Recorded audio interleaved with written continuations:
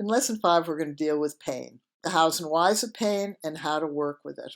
The other thing we're going to do is to give you an audio called The Birth Journey, which both you and your birth coaching partner or other should listen to frequently. It's contractions and how all of these skills are used in contractions and how you as a birthing woman can recognize when you're feeling in control and when you're not, and as a birth coach, how you hear and see that and then can help right away. That should be listened to in the car when you're traveling a number of times so that you really get it. The other thing Birthing Better Families really drilled down on when we started developing these skills in the early 70s was this concept that we heard from women all the time. When labor started, the contractions were fine. I didn't have any trouble coping.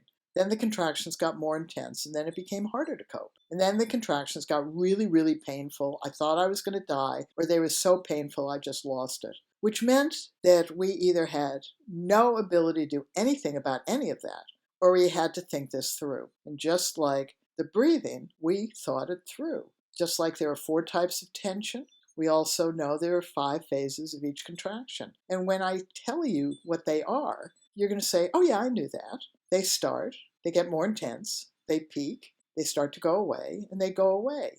But we never heard that until we developed the skills.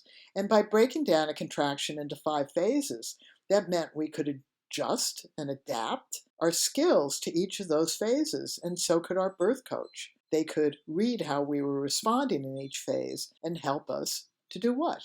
To cope and manage, feel in control, handle, work through, stay on top of. And that's important. That's what most of us want. Even if there's a problem in the birth, that's what we want. And the other skill that we developed was the staying in the now. It was really important that we not future trip. We had to stay in the now. And our birth coach could help us do that. And they helped us doing that by recognizing very quickly how we were sounding and what we were looking like and helping us to use our skills at every single moment of our birth. One woman said, I know what choice really means in childbirth. It's how I breathe in and how I breathe out.